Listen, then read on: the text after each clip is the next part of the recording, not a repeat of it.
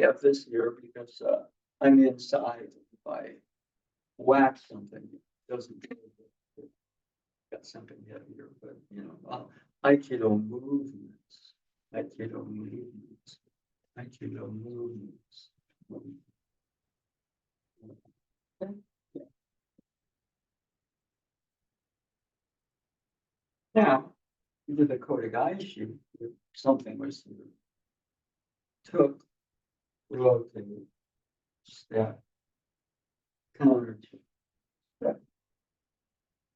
Somebody happens to grab the wrist, and you step, turn, step, counter turn, step. Okay. Now,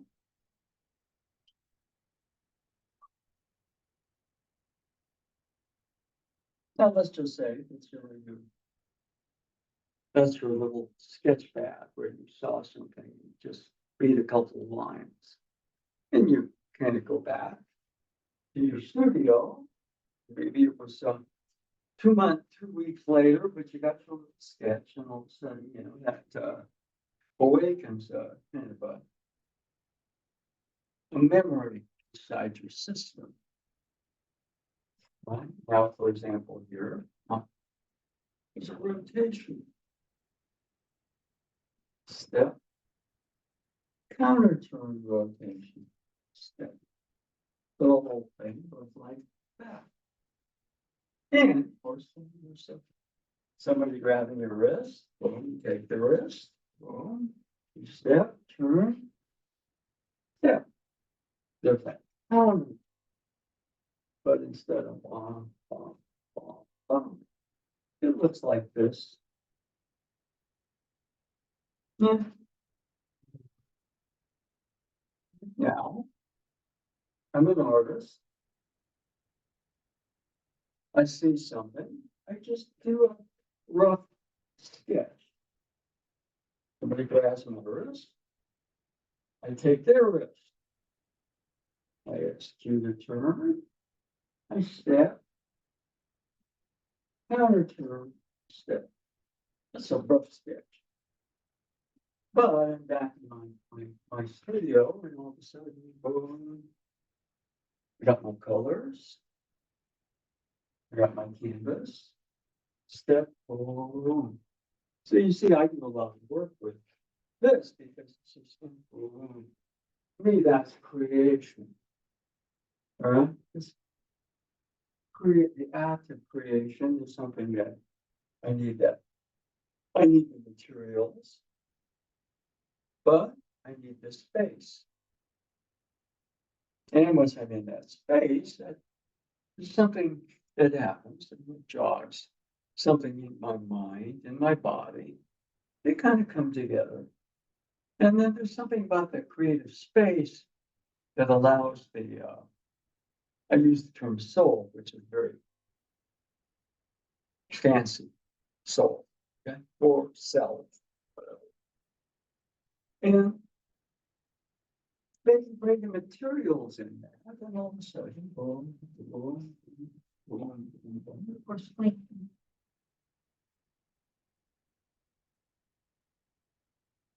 boom, boom. Okay. What we're going to do, David, do the same thing. So right here. Okay. Now, right here. See, I pivoted in this blind angle, didn't I?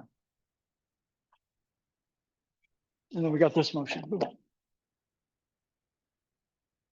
That's a challenging one because, you pivot and then you reverse. But we do this all the time. For example, he comes in this way, we go this way. Right here, we go all the way to here, pivot, and then we reverse the motion. Riminage and kote gaeshi are very similar. If you kind of look at the outward differences, they're very different, but they're blueprint. And we're both pivoting in the blind angle. Now, what you can do sometimes right here is like you get this one, all right? You get this, yeah. That's more like the irimi entering. Doesn't work if somebody's trying to punch you from the back, or somebody's giving you a lot of weight here. You don't have to do that pivot. I learned that one from Robert Koga. All right. Cool. All right. Now, what we're going to do here, same motion. See, I'm a little too, I never get that position. Turn the hip, pivot deeper in that blind angle. Then you turn the other way. You have your kote gaeshi. Got it? Yeah, you'd be surprised if you understand the blueprint of it. Your psychology simplifies. Your psychology simplifying creates your mind to be much easier with things and get a better connection. It creates a better body. I'm too rushed. I force things. I try to do things way too fast. Horrible psychology, 2-bit mind, body that's not going to go anywhere. Okay. So let's go. Let's change partners. Same attack. Go into the kote gaeshi. Okay. Same game. Blind angle before you reverse the motion. Okay. Yeah. Now, one of the things that, again, if we go back into the Sadaharu Oh saga, I had to look it up again. He had 868 home runs. He played till he got out of high school. So that means he was, his late teens. Went straight to the Yomiuri Giants. And he played till he was about 40 years old. And his last year, he had 31 home runs and drove in 90 some odd runs. His batting average was kind of a lot lower. So he knew something was going on, but he could still hit. But basically what he found was, he was just kind of tired of doing it. I mean, if you look at Stephen Curry, he's running around with weighted vests and doing all that stuff. At some point, he's going to say, I've done this long enough. I can still do it. I can still hit 40-foot shots, but I think I'll run for president and save the country. I hope he does. Okay. So, just even that single pivot, the timing of it, really what we're working on. See, what O had to work on was his psychology. He had a great body. It's just that, whatever it was that when he first got up in the major leagues, it's like, he had this, he was too out front. And therefore the pitchers could fool him. And the more he tried to correct it, the more he got this hitch in his swing. So in order to correct it, they had him stand on one leg. But it was really interesting. A Hall of Fame pitcher, Tom Seaver, all right, New York Mets, Cincinnati Reds. He faced O on a tour of Japan, and maybe O came into spring training here, because they would do that. And he said, the guy, you couldn't throw the fastball by him. You could hit breaking pitches. Didn't matter you threw him inside, outside, up or down. He had no hole. And you couldn't fool him with off speed. In other words, you're going to get him out 7 times out of 10. It's the 3 times out of 10 that defines a hitter. But what he said was that, you're facing O, and you're the pitcher, and you get into and then right in the middle of he raises his leg. And that totally, it's a little bit like, offer your wrist. They may not grab it, but they might. O had that leg raised to stand on one leg right when the pitcher was in there. Oh, crap. So it was what Osensei told him. He said, look, the pitcher's got to throw the ball to you. You're in charge there. You just got to learn to wait. And he had that raising of a leg, and it tended to, in the way that, I think, a lot of the other pitchers didn't verbalize it, but Tom Seaver, Hall of Fame pitcher, said, I faced this guy, he lit me up.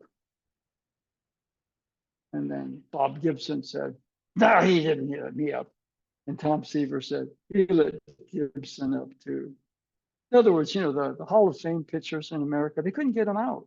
They got him out 7 times out of 10 because that's just a law in the baseball universe.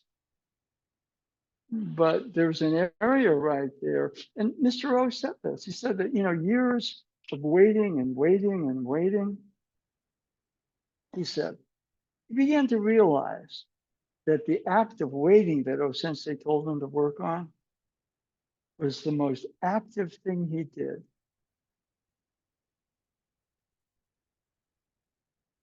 The most active thing he did was to follow O Sensei's advice in everything. Which means probably if he goes shopping at the supermarket, instead of cussing out the long line, he's waiting. In situations where we'd be looking at our cell phone or something like that, he's waiting. He's practicing. And therefore, when he's facing a pitcher and the pitcher is going to throw him 100 miles an hour, it's the pitcher that's shaking, not him. Because for that waiting was like a superpower. And, we're not going to get there. But one of the things about that pivot into the blind angle, it's the same lesson that O had to learn. Most of us move way too fast and we're way too forward. And so just to kind of pivot into that blind angle where everything lines up and it's smooth and it's easy, it's there's a profound nature to it after a bit. All right. Sometimes you can't make that depending on how the uke is moving, but you can at least get to the shoulder. A lot of times we turn into that blind angle. That's more of an urimi motion. But when you can pivot into that blind angle, that takes a lot of patience. And in that patience, we're reforging our psychology, not just of the technique, but it hopefully goes into other areas. Instead of the world kind of being too crazy, we start to create our own world within that world. That's why I was essentially create a beautiful world. Okay, if enough people created an Aikido beautiful world, the world would be beautiful. Okay? Right now, if you haven't noticed, it's not. So one of the things we're doing here is we're doing some interior work to help create all that's going on out there. I'm the calm center here. And it flows around me, and I'm cool with it. I'm cool here, it's cool back. And then we got a better world, at least our own interior mini world. And then enough of that goes around and the world will change. Sometimes things have got to get worse, if you haven't noticed, for them to get better. Okay, if we start looking at the worst, we get too out in the front foot like, oh, so just be easy with it here. Settle in. Manage your psychological profile. Learn to wait doesn't mean you're waiting for strike three. Learn to wait doesn't mean you're waiting for Donald Trump to totally dismantle the Constitution. He's trying, believe me. But we're easy there. We're not stupid. But we don't let him rule our thoughts. Okay? All right.